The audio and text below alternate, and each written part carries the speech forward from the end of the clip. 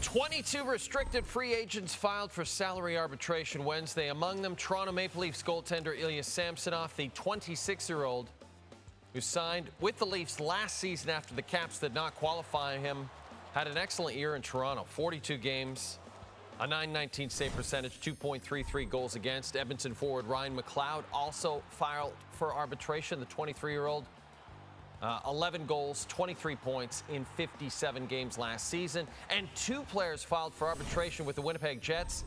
Gabe Vilardi, acquired in the Pierre-Luc Dubois trade, 23 goals, 41 points in 63 games of the Kings last season. And Morgan Barron, who had 21 points in 70 games for Winnipeg last season. And with that, we bring in our friend Craig Button, joining us from Calgary to talk about, he likes to help us make sense of salary arbitration. And we know that now that Ilya Samsonov has filed for arbitration, that triggers that second buyout window. And that's so important for the Toronto Maple Leafs because it could potentially allow Brad Treliving to buy out Matt Murray. Craig, do you think it's a given that he will do that?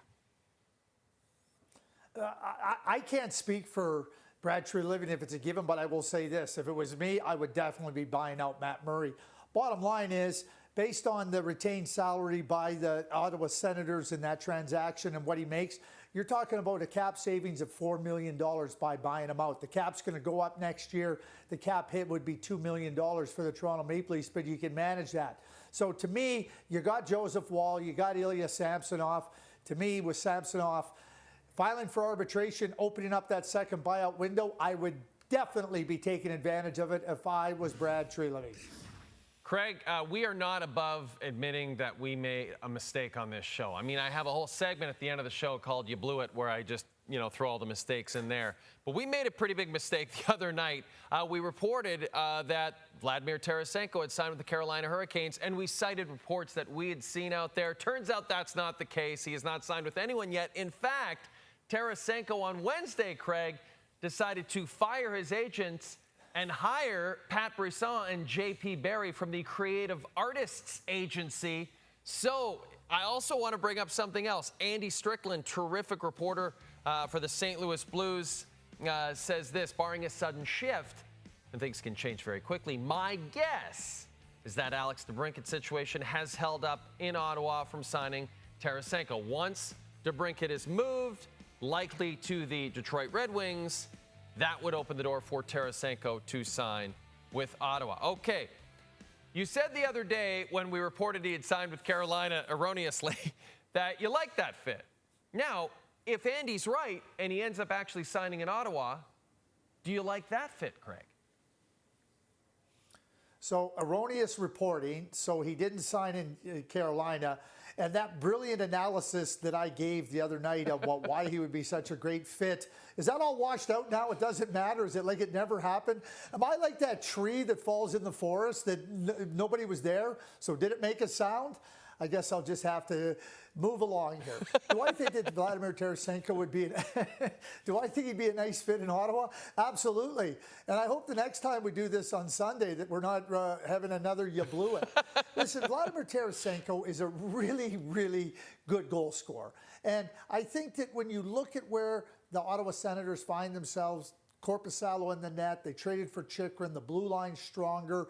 They just get Hamonic signed up. Now you got Giroux. You move out DeBrincat. You move in Tarasenko. That would make the team, I think, that much stronger from where they were at the beginning of free agency. So when I look at the situation, and Pierre Dorion has been very open about talking about where he thought there was a deal that may be close, where teams have been not able to meet maybe the term or make the dollars that DeBrincat is looking for in a long-term contract, but get that resolved. And Tarasenko would absolutely be a nice fit for the Ottawa Senators and take some of the pressure off of those top scoring forwards that they already have. You don't have to have him come in and be a frontline guy, but for him to step in and contribute offensively in a secondary role, a real nice addition.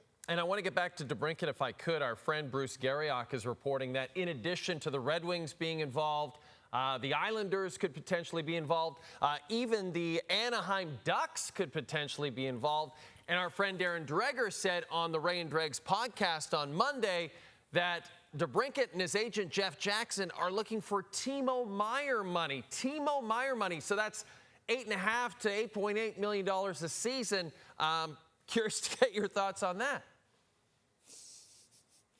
Yeah, I mean, you know what? Like, agents are going to look at comparable players and say, hey, listen, where does my player fit in? And, you know, just because that's what you want doesn't mean that's what you're going to get. And Alex DeBrincat's been a really good goal scorer during his career in the NHL. But, you know, how many teams want to fit in that term, want to fit in that dollar? And let's be very straightforward here. He's a small scoring winger.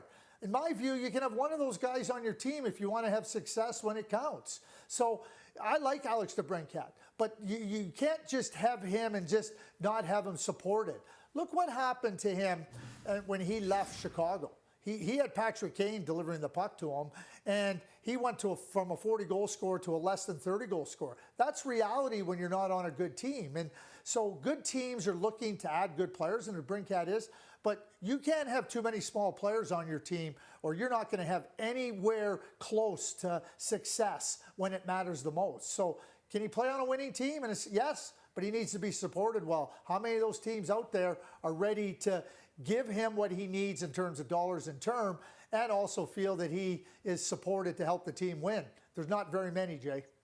Craig, you brought up Patrick Kane, and so I wanted to ask you about Patrick Kane, because once Tarasenko eventually does sign somewhere, Patrick Kane's the biggest star still remaining on the free agent board. We know he had hip surgery in early June. He'll miss the beginning of the regular season. We're not exactly sure when he might be back. But is there a fit out there based on what you've seen over the last week or so, where teams have gone and where teams have spent their money? Is there a fit out there that you see for Patrick Kane, who says he's very interested in continuing his NHL career? I don't see a fit for him right now, nor should there be a fit for Patrick Kane. Patrick Kane should just focus in on rehabbing. I mean, I think it's going to be half a year or half a season before he's ready to come back in and play. So to me, Patrick, just get rehabbed. We know you want to play. We know if you're healthy, you're going to be a productive player. But I called it window shopping. Patrick Kane can window shop and understand what team is best positioned or better positioned to take on his skills and his talents. And then you can look at a team and say, okay, what are they doing? He's not going to just go to any team. This is about Patrick Kane wanting to go somewhere where he can be a difference maker. So now teams can sit back. Why would you commit to Patrick Kane right now? Yeah, I would commit to Patrick Kane on a minimum salary. Not happening. But as a team, you know, you have flexibility. You can continue to work your roster, continue to try to see how much more you can strengthen your team, how your team starts off before you start looking at additions. And why add somebody right now where you're not going to have him until January? You need Patrick Kane for 25 games during the regular season to get healthy and to get ready and going for the playoffs. And then you want to hopefully have him come in and help you win 16 games. That's the way I look at Patrick Kane. Now, I guess if a team wants to give him a 6-year deal at $10 million a year, that you could go and do that. I don't see that happening. No. I don't think there's any fit right now for Patrick Kane. I don't think there should be a fit. I don't think Patrick Kane should be looking for a fit.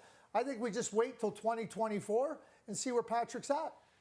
Craig, this is fun, and now you're going to turn your attention from NHL free agency and the draft to the one and only Calgary Stampede, which is about to get underway. But I understand you're going to join us next week in the middle of the Stampede, so can I make a small request? When you join us next week on the show, can you wear a cowboy hat? As Kramer said on Seinfeld, giddy up. Thanks, buddy.